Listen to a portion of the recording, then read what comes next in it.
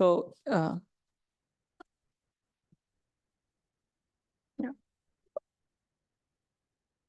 Jai Jinendra. Let's start with a Mangalacharan. अनन्तधर्मणस्तत्त्वं पश्यन्ति प्रत्यगात्मनः अनेकान्तमयी मूर्तिर्नित्यमेव प्रकाशिताम्. So, as per my conversation with Nirav Bhai, and the topic for today, it's on Anekantwad and Ahimsa, and I will mainly be talking in English. Is that fine with? Because, because I was hoping that a few young adults and someone who are much more conversant with English might be able to. Maybe 10. Yeah. Okay. Okay. Yeah. Thank you. So, yeah. तो ठीक है, अभी थोड़ा सा भूमिका स्वरूप बात करते हैं, but then I'll start with the core topics very much soon. So what comes to your mind when you hear about अनेकांतवाद? अनेकांत के नाम पर आपके आप क्या उससे समझते हैं? एक वस्तु के अनेक धर्म हैं. There are many sides to one thing. Then many viewpoints. Many viewpoints. Okay.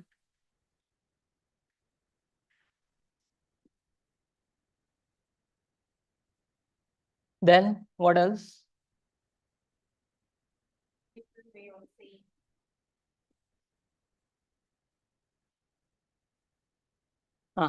What else?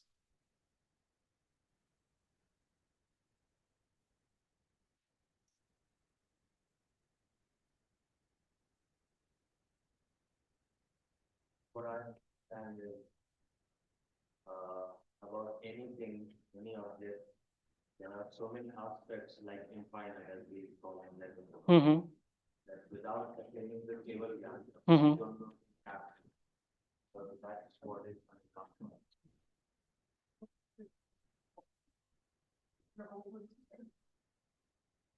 Okay. What else? अनेकांत, स्यादवाद, इन शब्दों के आधार पे आप और क्या क्या सोचते हैं, समझते हैं?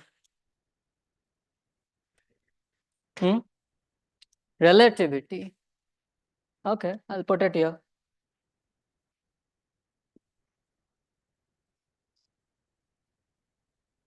And I mean, this is just to, make everyone thinking. And I'm not looking for one right answer or something that's, I mean, you have all covered everything, but just to, get started. Yeah. वाद विवाद कम होते हैं. Okay. So conflict resolution.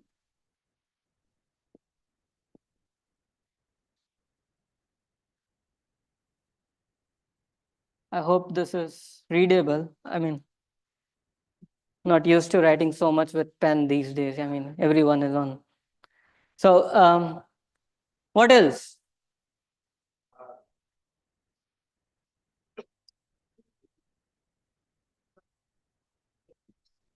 Okay. So let's add one more thing then. Non-absolutism. Okay, someone was saying something else, yeah?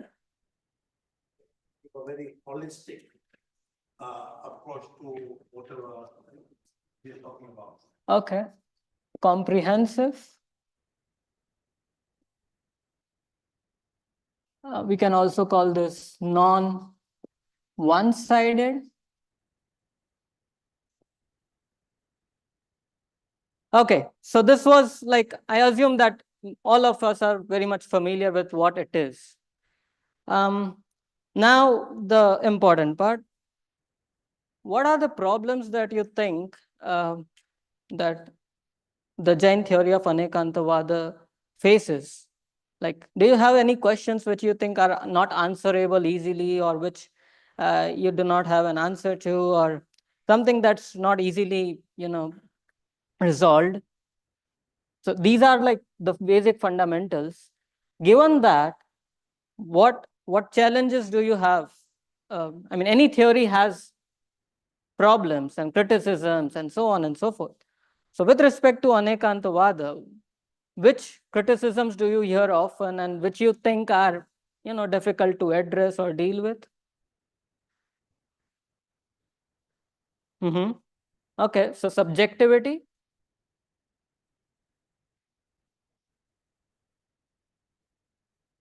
Like, I can be right from my own point of view, and then we don't know what's true and what's wrong. There is no objectivity.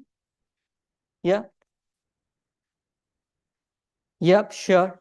Sure. Sure. Let me then discuss that as well.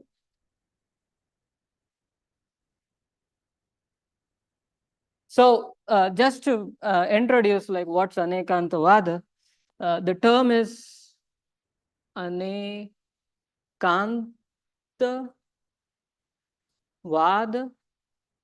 Vada is a theory, principle. Um, Anekanta could be, interpreted in at least two different ways. So one is Aneka Anta, which would say that Anta represents characteristics, properties, dharma, etc. Dharma not in the sense of religion, but dharma as a property. So gold has some properties. Physics, when we talk about elements in physics, they have some properties. Similarly, the Jina, the omniscient, sees every single thing, anything that exists. So they see it as multifaceted. It has many properties. That's one part of it.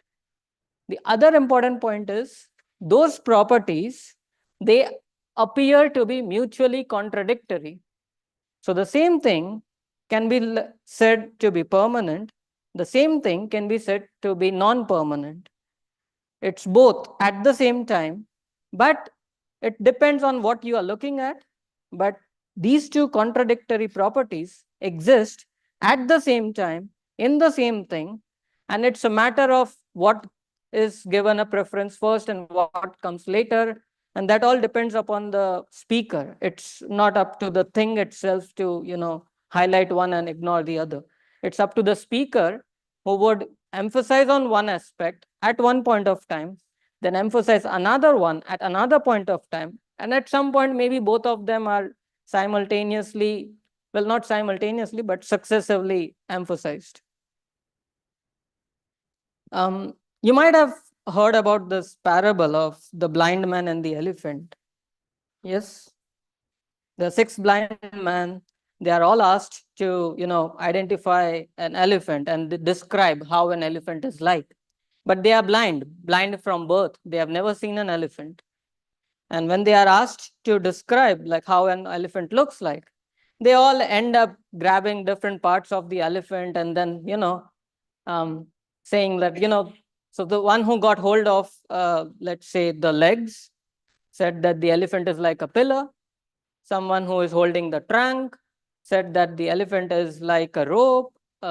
Someone who got hold of the tail like a rope, and someone who was holding the central part of the body said that the elephant is like a wall. And they end up, arguing against each other, saying, no, I'm right. This is what elephant is like. And the other person says, no, this is what elephant is like. And they all end up, arguing against each other and in a conflict. Now, let me ask you a question. Are they wrong? Are they right? Then,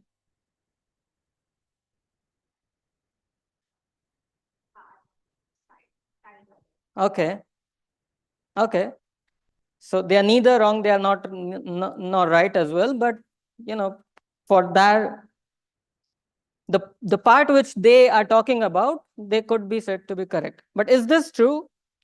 I mean, if that is true, then if you combine all of them, how many elephants would you have? 1 or 6?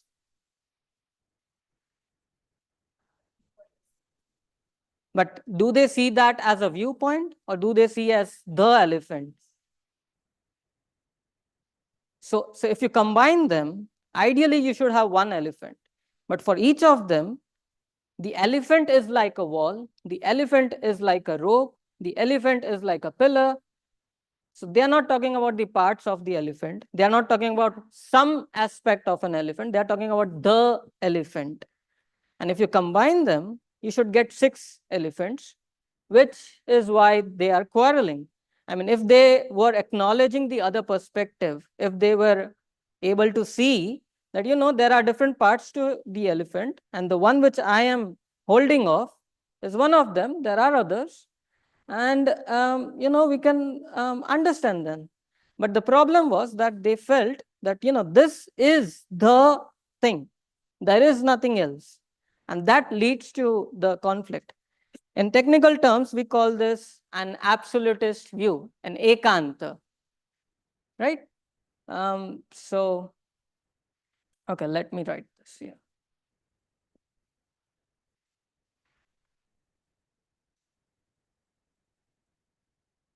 So to those who are completely new to the theory, I hope this parable will, you'll remember, and you might have come across this in many other contexts as well. And when you take up a class on something like critical thinking, this is,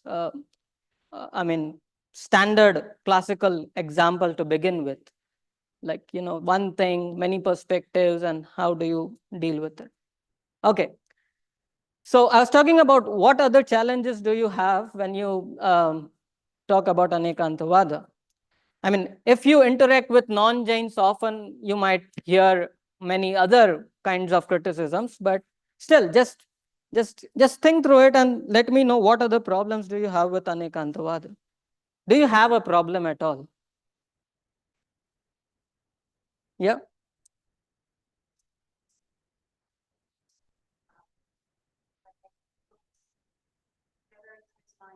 Yeah.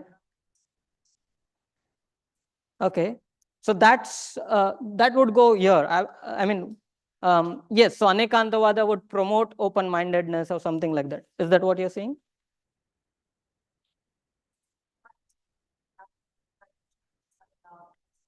Mm-hmm.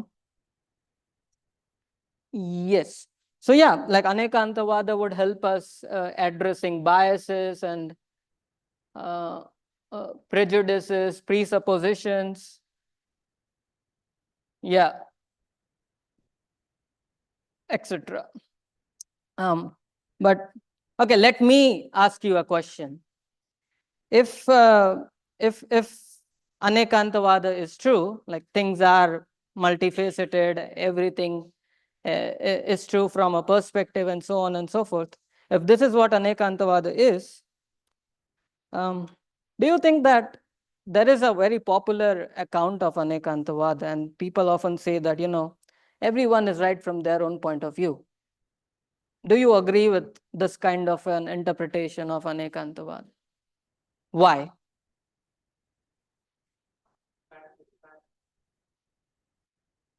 Yeah.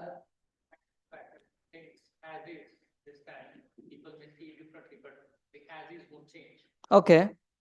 One thing. So you're talking about there are things out there, irrespective of how you look at them. There are things, and they cannot change. I mean, they are what they are. And you cannot just simply say everyone is right from their own point of view. But people often say like Anekantavad is about multiple truths and viewpoints, and we do not have access to every truth. They might be right from their own point of view, we don't know. This is how today in Anglophone world you will often hear about Anekantavada. You read any textbook on Anekantavada in a scholarly discourse, this has become a popular narrative. So what other problems do you think this kind of an account would have? Yes.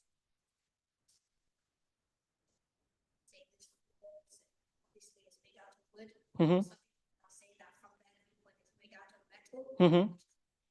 Mm-hmm. Yeah. So any lies, it would be hard to distinguish truth from a lie. Yeah. So that's another problem. Okay.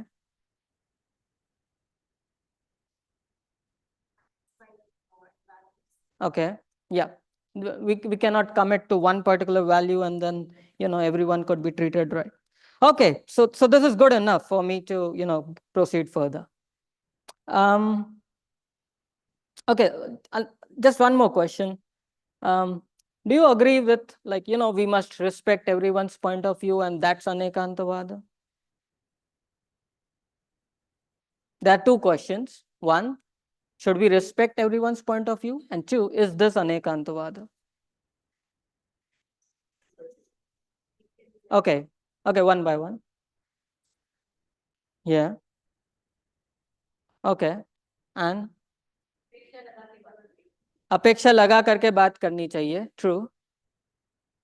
Kathanchit, syat.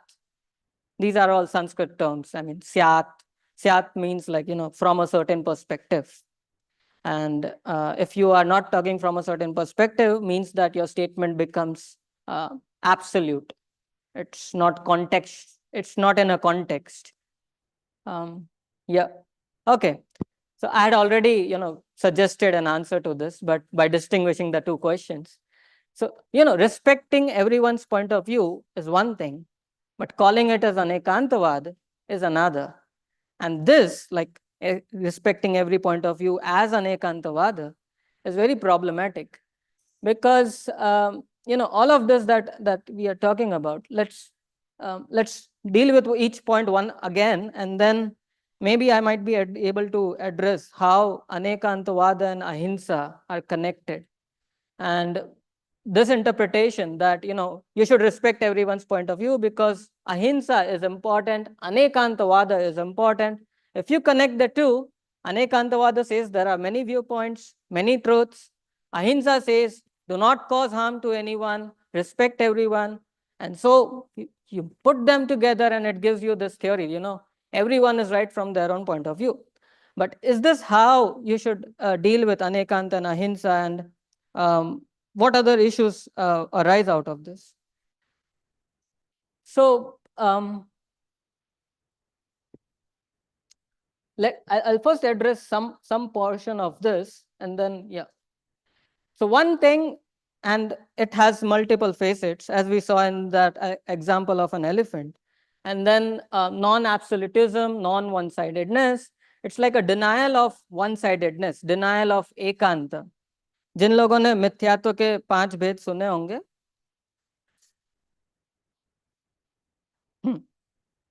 विपरीत एकांत कोनय के, विपरीत एकांत विनय के, संशय अज्ञान, आलोचना पाठ की एक पॉपुलर लाइन. सो विपरीत मिथ्यात्व, एकांत, vinay, sanshaya, agyan. These are like 5 types of false beliefs, and the most popular one of this is viparita. Like when you talk about the mistakes pertaining to 7 tattvas, we all talk about viparit mithyatva. Like identifying the self as the body is a false belief, but it's kind of a contradictory false belief, like viparit mithyatva. Finding pleasure in worldly, sensual enjoyments, that's kind of a viparit mithyatva, because we do not know what is moksha, what consists of moksha, and what are the causes of suffering, and so on. But ekanta is also a type of mithyatva, ekanta mithyatva, a false belief which is false because it is one-sided. The one-sidedness makes it a false belief. If it is not one-sided, if it is not absolute, if it is in some sense, if it is contextualized, then it becomes a true belief. But if it is one-sided, then it becomes a false one.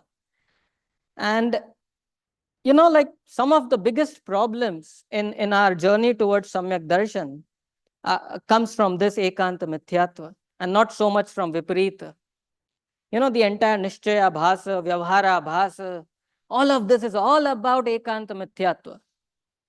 It's about, just holding on to one perspective. And, no, this is the thing. I don't want to listen about anything else.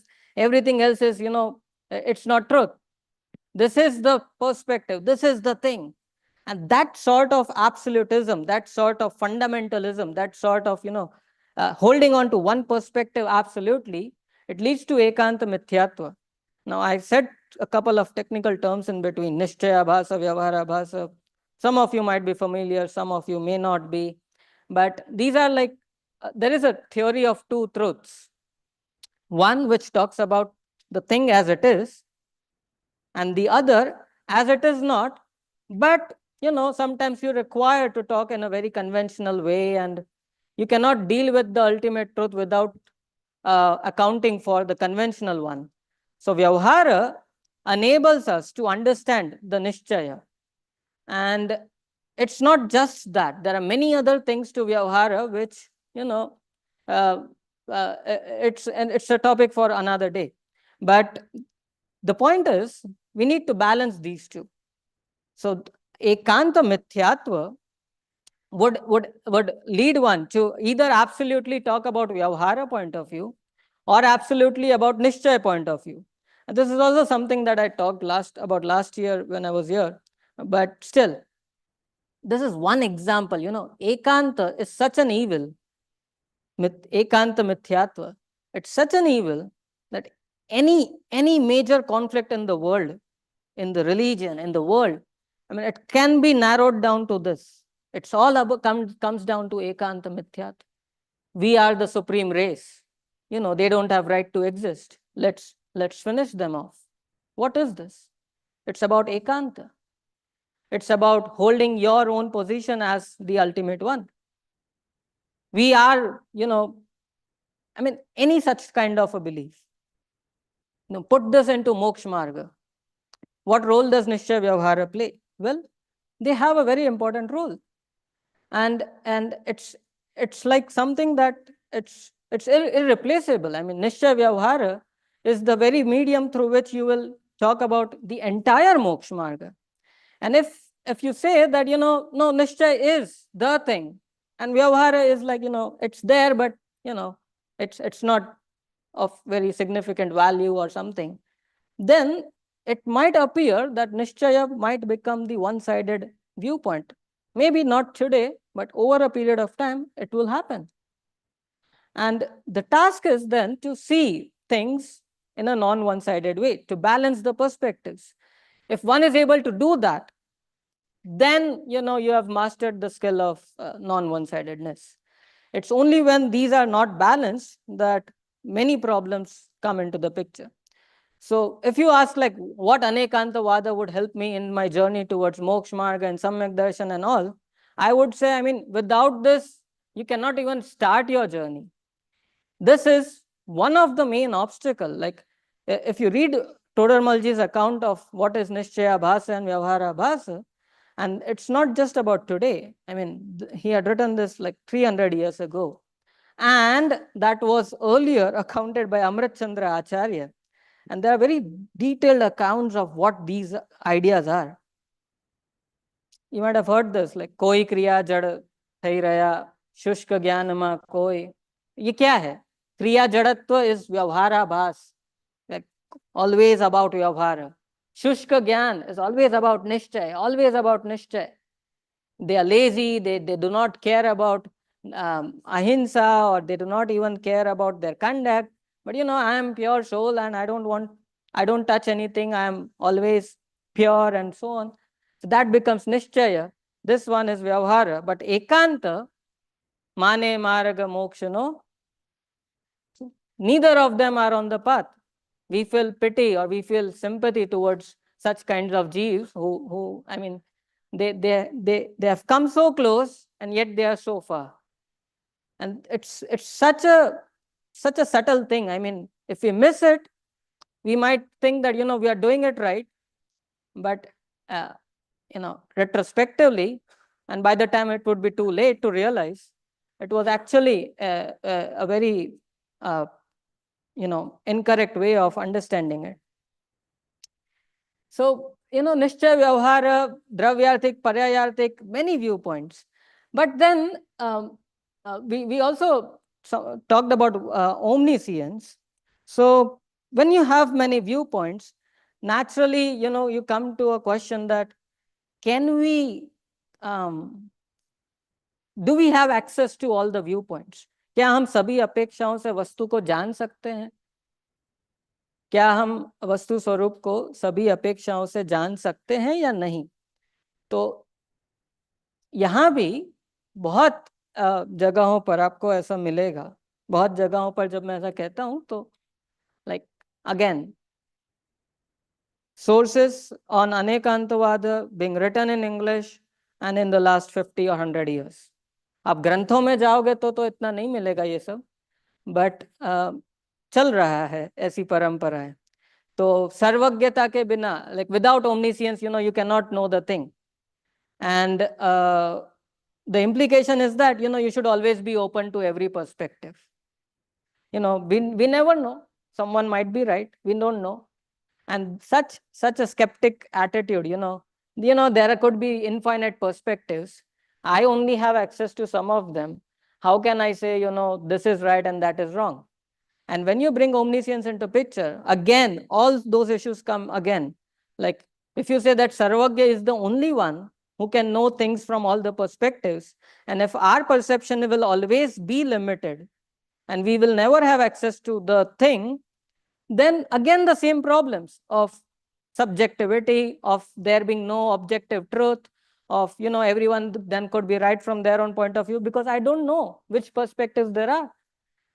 Here again I would say that there are some problems, and nowhere no Jain philosopher has stated this, that only the omniscient beings have access to the reality. The difference is that they have to it simultaneously at the same moment. We can access the reality, but successively, one at a time. But it's not that truth is elusive. It's not that we do not have access to it. It's not that कि कोई हमारी, हम जान ही नहीं सकते वस्तु को, आत्मा को। अनंत है, अब अनंत तो कैसे जानेंगे? हाँ, बट अनंत है, इसीलिए तो शास्त्रों में नयों को दो नयों में सब बता दिया ना। There are two view points, हो गया, उसमें पूरी वस्तु आ गई है। अब उसमें अनंत हो सकते हैं और सब डिविजन्स करते जाओ आप, बट द्रव्य पर्याय, दैट्स इट। निश्चय व्यवहार, दैट्स इट। अब उसमें अनंत कहने के बाद जब ये शंका खड़ी होती है कि लाइक तो फिर हम लोग को तो कभी जान ही नहीं पाएंगे और फिर तो सब सही हो सकते हैं, तो ऐसा नहीं है। सर्वज्ञ, the omniscient beings, they know the things, everything, but at the same time and with all the perspectives together, they don't have one perspective. For their knowledge, their perception is like कि वो सब कुछ एक साथ देख लेते हैं, so they don't want to go through this series of perspectives. In our case, it will be always one at a time. So when you say like, it's a very classic standard example.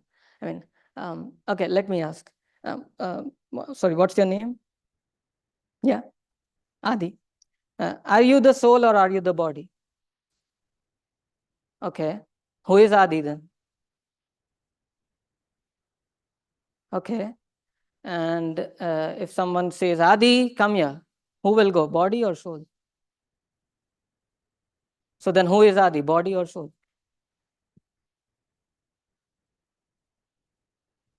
Okay, good. I mean, I'm sorry to confuse you, but I'll get back. When we say that, people not, I mean, I don't know how to put this, but if you ask a child, like, what's your name? And the child responds, my name is this. And then you say, but you are soul. Why do you say that my name is this? I mean, but what's the point? I mean, you asked for a name. I said it.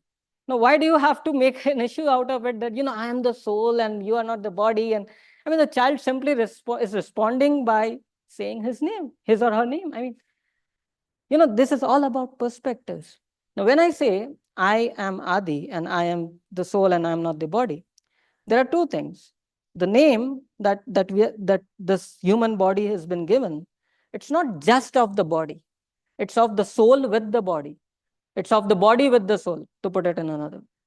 So when we say like, Adi has gone to school, it's both like together. The human paryaya, the Vyanjan paryaya, technically, it's both together. तो अभी कोई ऐसा बोले कि नहीं नहीं आप तो आत्मा हो, आत्मा कुछ खाता पीता है नहीं, तो फिर आपको इच्छा होती है तो क्या करना, आत्मा तो करता नहीं है, आत्मा ये नहीं करता, आत्मा वो नहीं करता. But again, I mean, One has to put things in perspective and then accordingly, discuss. Now, one at a time, that's the thing. So we can talk about our own existence in terms of both body and soul. In reality or technically, we are the soul. But since we are with the body, and since the association with the body of the soul is not like of, um, it's something like milk and water, it's always together, but they can be separated. And how do you know they can be separated? Because later on, when you put through certain processes, water can be extracted from the milk. I mean, it could be separated from the milk, and you can have a milk in its purest form. But if you adulterate it with water, even if it appears as one, even if it appears that it has become one, still it's not one. Why? Because they are two. But it's not absolutely incorrect to call it as milk, even though if it is with water, if there is 500 ml of water, 500 ml of milk, still you will call it as milk 1 liter, right? It's not incorrect absolutely. In some sense it is correct, but in some another sense it is not. And then one has to realize that there are perspectives. But the point is, it's not that the omniscient beings only can talk about the reality in all its aspects. We have access to it. शास्त्र लिखे ही हमारे लिए गए हैं, जिनवाणी लिखी ही हम सबके समझने के लिए लिखी गई है। तो जिनने लिखी है वो ऐसा ही लिखा है जो हम समझ सके। सर्वज्ञता के पर्सपेक्टिव से लिखते तो फिर तो पूरा अलग ही लिखा जाता। ये शास्त्र मतिश्रुत ज्ञानियों के लिए लिखे गए हैं, तो इसमें ऐसा कुछ नहीं है कि हम जान नहीं सकते, जान सकते। One of us also said conflict resolution, addressing biases, etc. And then I've just noted down 2 challenges. So one was like, Anekantavada, someone might say, everyone is right from their own perspective. Now, let me ask you, if that's true, then how do you talk about ahimsa? How do you talk about many things? I mean, let's say, one of us says like, we should not harm jeev. We should not cause harm to them. The other person says, that's not a problem. It's a part of the, environmental cycle. The larger species always feed themselves via, killing off their smaller ones, and that's how it is. So what's the problem?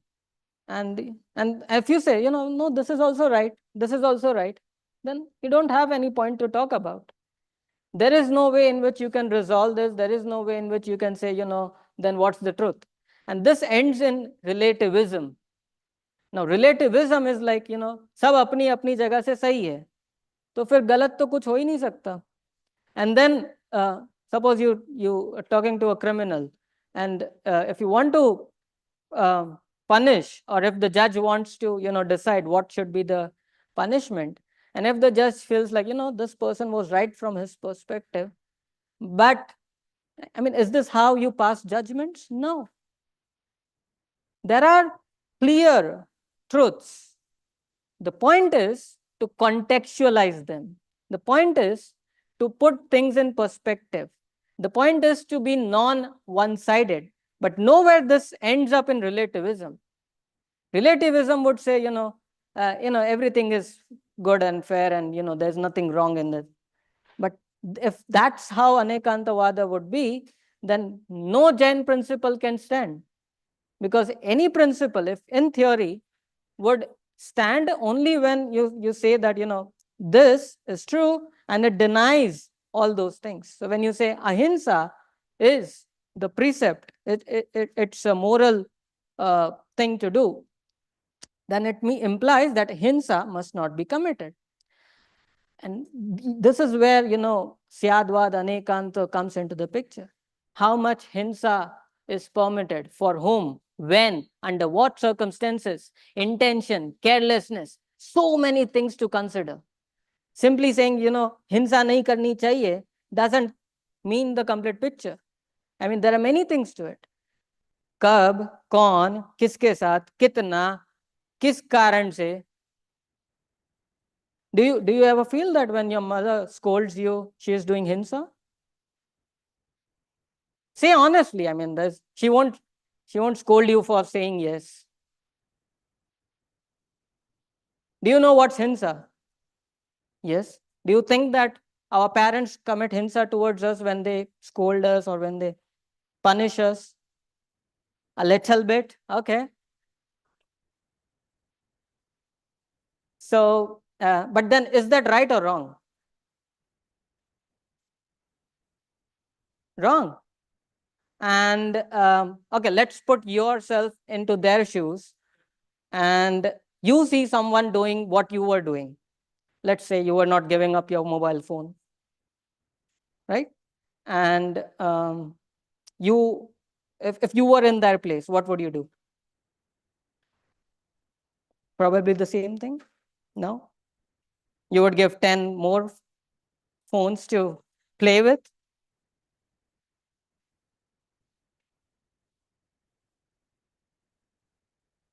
No. And if you were a parent and if the child is not listening, and again repeatedly you said, that it's time to sleep, you should close this, and it's not good too much, and if the child is not listening, what would you do? Okay, that's too much. Okay. Sorry. So now my point is, ahimsa is good, hinsa is not. But then you require endless number of perspectives to deal with one situation. When you say हिंसा नहीं करनी चाहिए, अहिंसा करना चाहिए, but हिंसा अहिंसा को भी अनेकांत दृष्टि से देखा जा सकता है, उसमें बहुत सारे अपेक्षाएं हैं. Do you know what's the definition of hinsa? Technical definition. I'm asking for the definition from Tattvat Sutra. Thank you.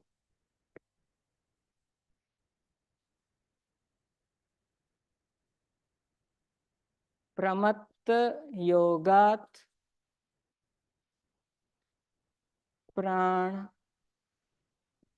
vyaparopanam hinsa. I know you might not be familiar with these, marks. These are known as diacritical marks, so that the pronunciation remains correct. Otherwise, you might say pramatta. Okay, I don't know if you are. Is this better? Yeah. So this would be then pramatta. It's not pramatta. It's pramatta. This is the way to call it as yogat. It's not yogat. Okay. Anyway. Pramatta. What's pramatta? Pramatta. I won't ask you further. Pramatta is not laziness. Pramatta is carelessness. We often hear about pramada, right? But in daily routine, like daily ordinary discourse, pramada is laziness. The technical meaning of pramada here is not laziness, it's carelessness. What's carelessness? Saudhani nahi hona. Asaudhani. I was not careful. You're riding your cycle or something, and if you're not careful enough, you will fall, right? Have you ride a bicycle? Yeah. We always need to be careful, right? If we lose our concentration for a few moments, then we might, injure ourselves or someone else, or we don't know. Okay. Now, for instance, suppose we were not careful for a few moments. We were, thinking about something, or something was going on, and we injured ourselves, or we injured someone else. Was it our intention to cause harm to someone? Did we do that intentionally, causing harm to? No. But were we careful enough? No. No, right? Because if we were careful, then we would not have met with that accident, right? The person who had to suffer because of us was due to our carelessness, but not of intention. Now, when we say, मेरा अभिप्राय तो नहीं था ऐसा, but it happened. So we feel like, ठीक है, अच्छा है, कोई बात नहीं, आपका अभिप्राय तो नहीं था, तो नहीं लगेगा पाप. बट उतने से बात पूरी नहीं होती है. Then there is carelessness. And these are just two things that I've talked about. There is a list of 5. Mithya darshan, avirati, pramad, kashay, and yog. इनसे हिंसा होती है, इनसे आश्रय होता है, इनसे बंद होता है. So intention could be, put under मिथ्यात्व or something. अभिप्राय की भूल है. But अभिप्राय की भूल ही सब कुछ नहीं होती. If you say, देखो intention तो नहीं है ना, तो let's grant it. Okay, चलेगा, गलती से हो जाता है. हाँ, but वो गलती कितनी बड़ी है? And people are fired. I mean, if they make some mistake and people lose their jobs. I mean, no one intends to, but carelessness is such a big thing. मुनिराजों को हर समय एक ही उपदेश है कि अप्रमत्त. कैसे चले, कैसे बैठे, कैसे उठे, कैसे भोजन आहार ग्रहण करे, कैसे बोले, यत्न से बोलो, यत्न से चलो, यत्न से. गाथाएं हैं मूलाचार में ऐसी. बट वो केयरलेसनेस का लेवल तो अभी हमारा तो नहीं हो सकता. But still there are many things in our life where we need to be careful about. And intention always is not the only thing. So this is how you interpret ahimsa in a non one sided way. Ahimsa को अनेकांत दृष्टि से देखने का मतलब ये नहीं है कि स्यात् हिंसा and syat ahimsa. Anekantavada is not about a precept, it's a concept. मतलब कि ये नहीं बता रहे कि ये करो और ये नहीं करो. It's not about what ought to be done and what ought not to be. It's about how things are. There is a big difference between what is the case and what ought to be the case. Ahimsa is about what ought to be. Like हिंसा मत करो, अहिंसा को करो. So that's about a prescriptive discourse. Of course, you can think about ahimsa in a descriptive way as well. Like theory कैसी है, अनेकांत क्या है and क्या स्वरूप है and so on. But usually, like अनेकांत is a moral concept. It's a precept. It's about ये करना चाहिए, ये नहीं करना चाहिए. अनेकांतवाद मतलब क्या करना चाहिए? नहीं, ये क्वेश्चन गलत है. अनेकांत मतलब क्या है? So when you say स्यात् हिंसा and स्यात् अहिंसा, it's like उसका इंटरप्रिटेशन ये है कि from a certain perspective this is हिंसा, from a certain perspective this is अहिंसा. But it's not about from a certain कि हिंसा भी कर सकते हो और अहिंसा भी कर सकते हो. Now what does this mean, स्यात् हिंसा, स्यात् अहिंसा? Well, you're all familiar with it, but have you studied about 5 sins? Yes? Which are they? Okay, let me ask you. Very good. English terms?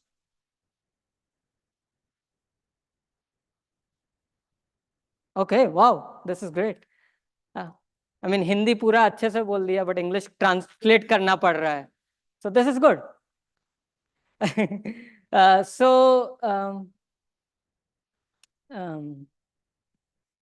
Hinsa. You might have also studied about Dravya and Bhav. Hinsa. Great. Now again, coming back to that same example, suppose my parents scold me and it might appear as a form of a Dravya Hinsa because I am hurt, right? Right? But what is their bhava behind doing it?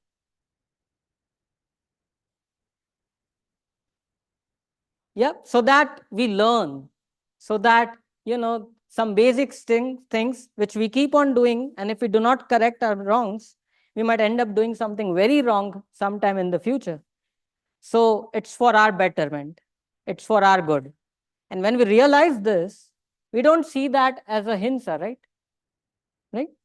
Suppose, there was an ant walking somewhere and it was going on its path, but I felt, I should save that ant because otherwise anyone might come on the way and, it might get killed.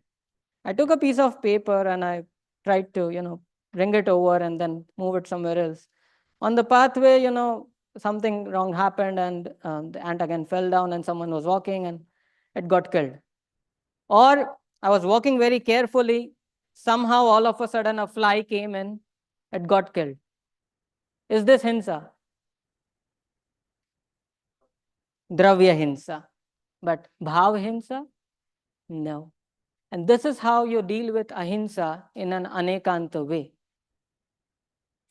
Now, still, if anyone wants to talk about the connection between hinsa and ahimsa and say, what's the relation between the two? And there is one line which Acharya Samantabhadra says, and it's one of the most, beautiful piece of line that, we must all think about.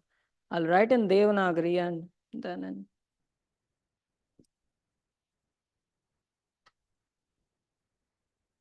I think we are done as well.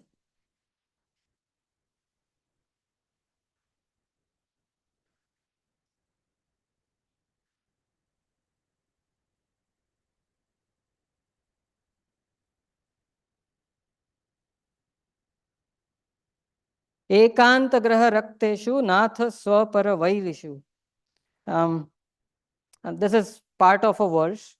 So literally, we might not be able to arrive at its meaning, because this is these endings are representing something else. But the point is, like, those who graha is like holding on to, parigraha, grasping, ekanta, those who grasp or hold onto one-sided view, जो एकांत को ग्रहण करते हैं and उसमें रक्त रहते हैं, like that's all they think of, उनके पास और कुछ नहीं है, वो उसमें ऐसे लीन है कि वो दूसरे पर्सपेक्टिव से सोचते नहीं है. दे आर द एनिमीज, वैर, they are the enemies of both themselves as well as of the other. जो एकांत को ग्रहण करते हैं, जो एकांत करते हैं, वो स्व और पर दोनों के वैरी हैं. They cause harm to themselves and they cause harm to others. If there is any link between Anekant and Ahimsa, and that's this, कि एकांत करने से अपना घात होता है, अपना नुकसान होता है और दूसरों का भी होता है. तो this is the hinsa that we do if we stick to ekanta. And if we turn this the other way, those who hold on to the anekanta perspective, जो अनेकांत दृष्टि रखते हैं, जिनकी दृष्टि एकांत नहीं है, जो सर्वथा कोई बात को नहीं पकड़ते हैं, जो वस्तु स्वरूप को उसके पर्सपेक्टिव से सही समय पे सही पर्सपेक्टिव लगा करके देखते हैं, वो स्व और पर दोनों के हितैषी होते हैं. वो दोनों का हित करते हैं, अपना भी हित करते हैं, अपना भी मोक्ष मार्ग में आगे बढ़ेंगे और दूसरों को भी बढ़ा सकते हैं. And this encapsulates the modern trinity of अनेकांत, अहिंसा, अपरिग्रह जो कहते हैं. इसमें सब आ जाता है कि आपको क्या ग्रहण करना चाहिए. बोले अनेकांत दृष्टि. आपको अहिंसा कैसे करनी चाहिए, स्व और पर की, तो बोले ऐसे होती है. Okay, one last thing and then I'll close. Amritchandra Acharya in Purusharth Siddhi Upaya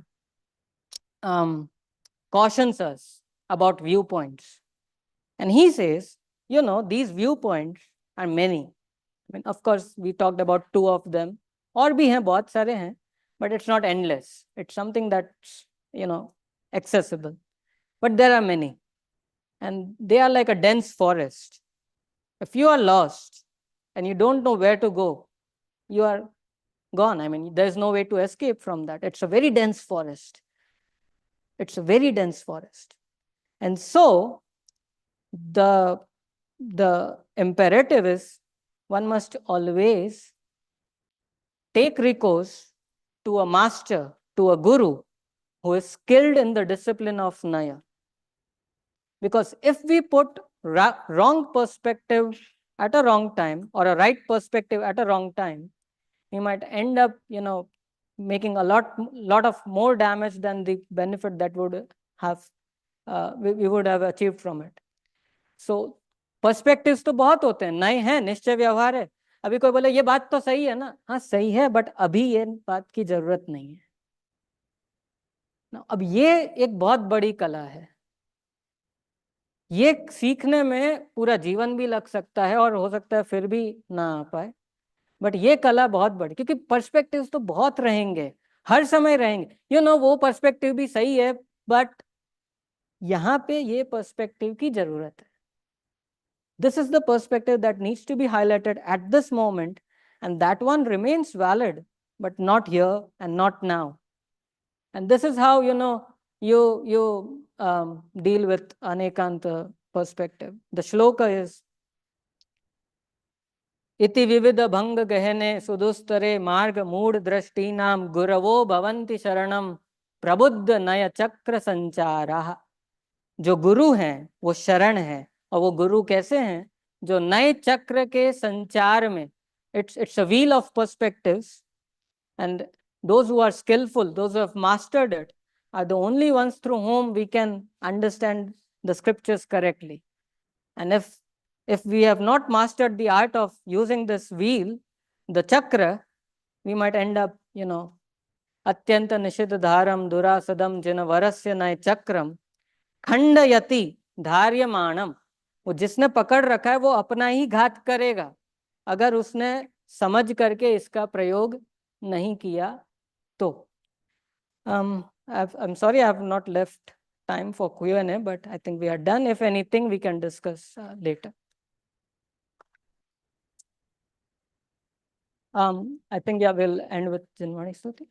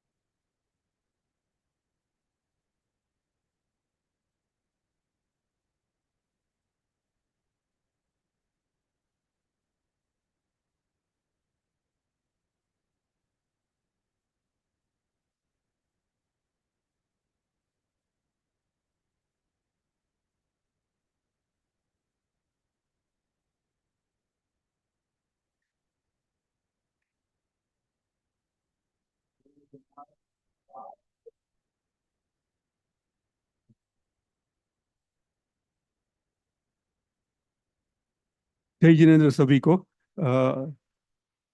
Thank you, Jinesh ji. Now, just want to let you know, I didn't know, but Anubhav ji is going to India. So from next week, his lecture will not be there. We'll of course inform you, but he's going away for about 3 months. So Anubhav ji की जगह खाली है, जिनेश जी यहाँ अगर हर Sunday को आना है, so we have got a place for you. हाँ, so there is no problem. So thank you सबको, जय जिनेन्द्र।